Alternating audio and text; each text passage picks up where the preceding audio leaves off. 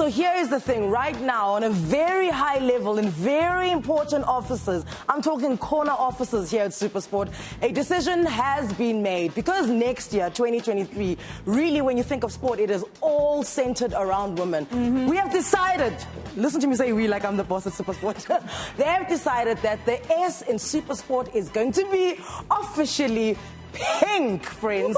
I mean, how amazing is that? 4 main things happening. We've got the ICC Women's T20. We've got the World Cup, for the FIFA's World Cup. We've got the Netball World Cup. And Andy's going to cover that for us later. I know that there was a draw, and we know exactly what the fixtures are going to be. Tickets are about to go on sale. And this is why this panel right now is very important. The real right? ballers. The real ballers. There we go. The shot callers. The shot callers. So, and I thought to myself that this year, 2 Stephanies have really outdone themselves. Yes. The first one being the first female ref at the World Cup. Her name was Stephanie, right? And then the Stephanie that joins us now on the...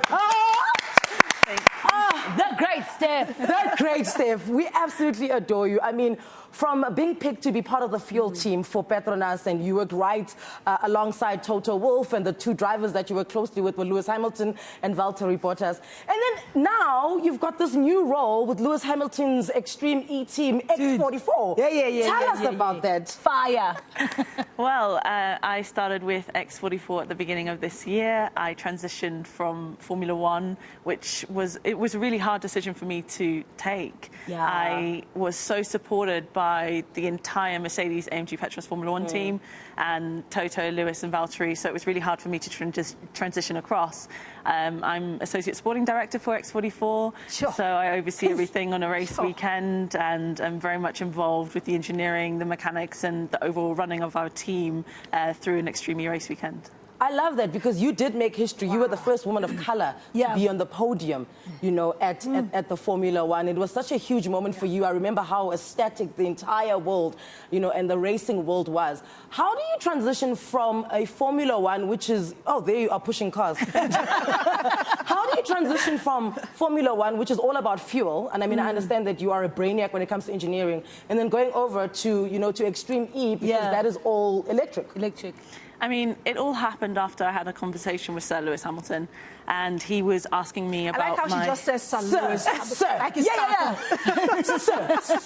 Like it's just started right next door.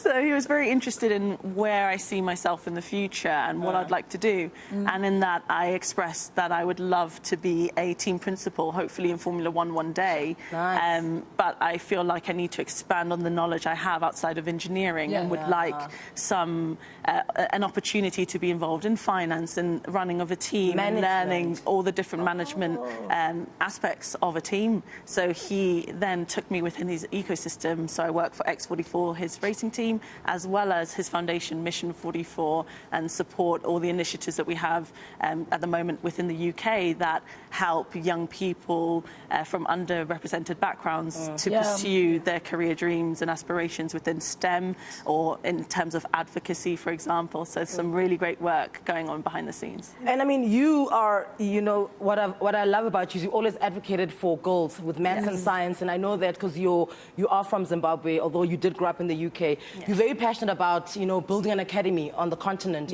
for maths and science. Is that something that you're still heavily into? Yes, it's always been one of my goals to come and give back to the continent.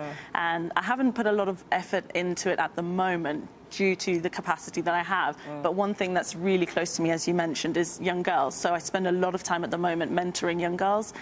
So people that reach out to me on LinkedIn that have been inspired by my journey through motorsport, I take the time to give back to them and have hour-long sessions periodically through the year just to talk about my journey and encourage them to follow their dreams, as anything is really possible if you believe in yourself. There you go. Like, Stephanie's giving me the ibby-jibbies. Like, it's not cold in the studio. You know, I'm getting the ibby-jibbies because I'm literally thinking about the explosive women in sports that we have in South Africa, on the continent, and just looking at this couch here this morning and the caliber of women I'm sitting with today. Africa, your time is now. Oh, exactly. There we go. And we've run out of time, but I'm going to ask you maybe off air, like, why has it always been Formula One? Like, I understand football. I understand why I would go into basketball, but Formula One? It's always been Formula One for me. My family watched it when I was young, I would always see my family watching it, and I was one of the children that was so interested in it and passionate about it. And then seeing Lewis was that representative role model for me. And that's what gave me the push to say, you can get into that space if you really want to. And I managed to do that, and I hope that I'm that representation for some of the youth. I love that are that, coming Stephanie, through. because you're actually elaborating that your dreams are valid and your dreams are possible. Yeah. Nice. Oh, speaking of